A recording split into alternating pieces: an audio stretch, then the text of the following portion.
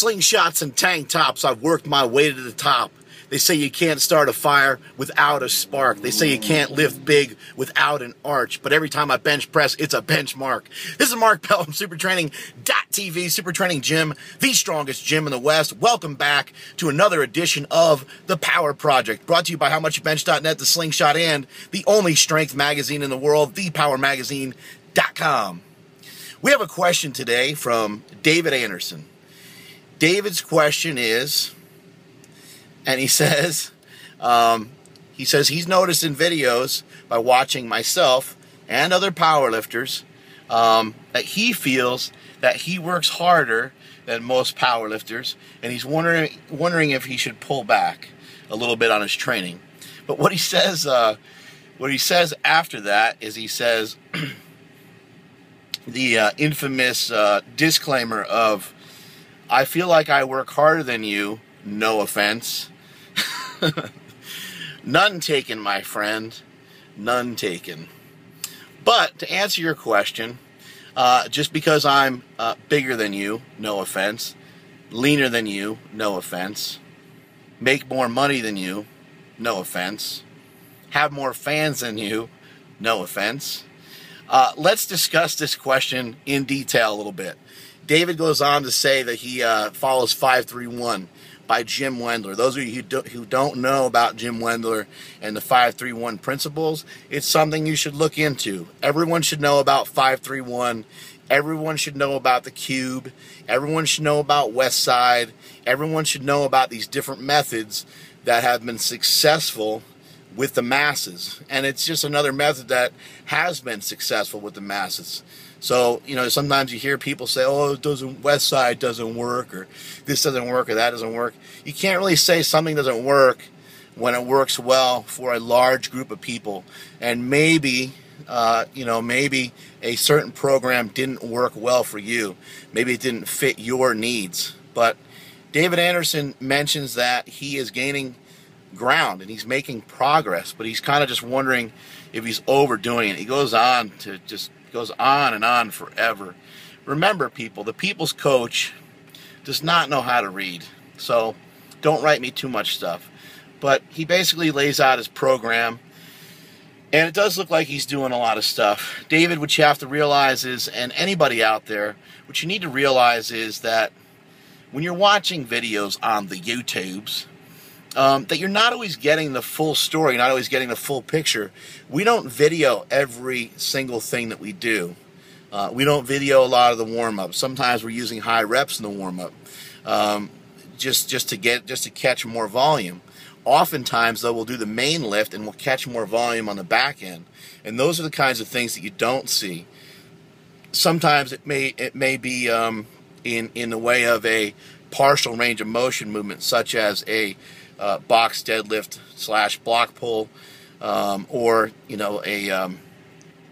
a board press, something along those lines. Sometimes it's a full range of motion movement, but you're not seeing everything. Something else to keep in mind for you YouTubers out there, always keep in mind that when you see, I get a question about Konstantinov constantly.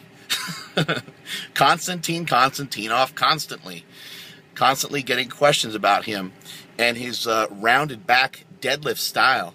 Something to keep in mind is what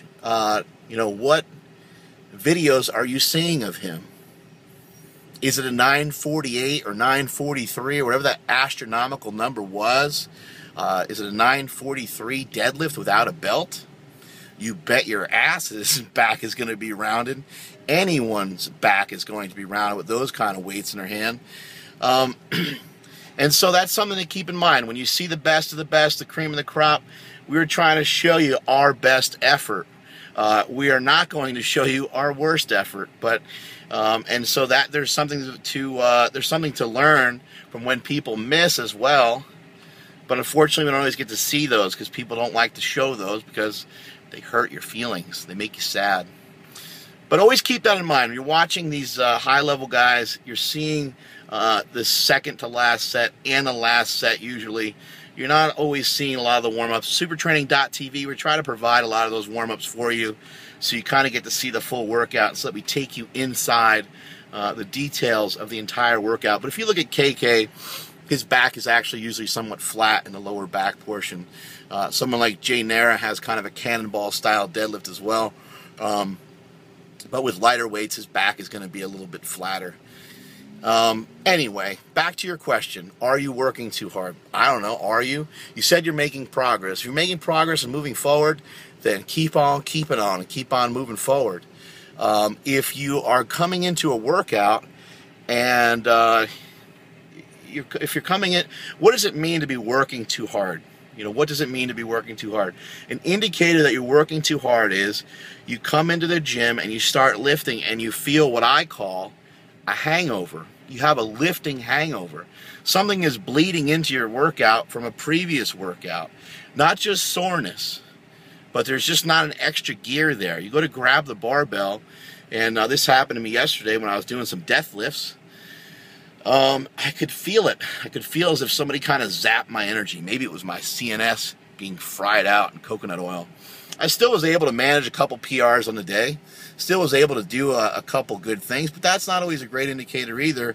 I'm a veteran lifter, and I should be able to pull some stuff out of my ass from time to time. I should have some extra gears going on that I can rely on in such situations as that. But for some of you intermediate lifters and even some advanced lifters, you shouldn't be feeling like crap going into a workout. And this is something that you're going to constantly, throughout your lifting career, you're going to try to manage. You have to manage your expectations of how your lifts are going to feel before you ever get to the gym. And that's the hardest part of it all, is to try to manage that before you ever even get there.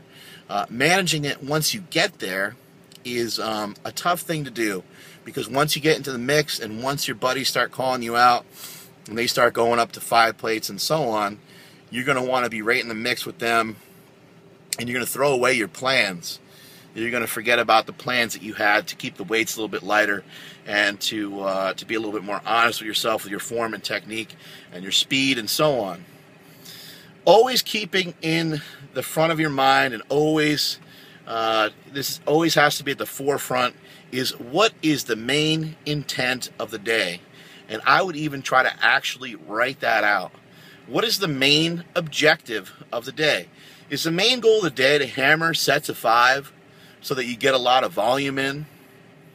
If that's the case, then freaking write it down.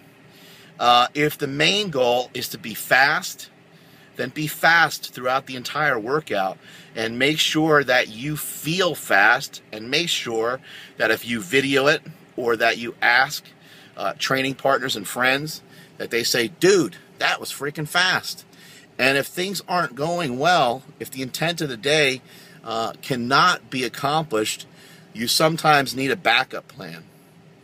And sometimes that backup plan could be that you do something that you've never really done before, such as take a weight for a heavy set of 7 reps, such as switching to stiff leg deadlifts for the rest of the workout rather than doing a regular conventional deadlift, because the conventional deadlift just feels tremendously heavy and awkward for whatever particular reason.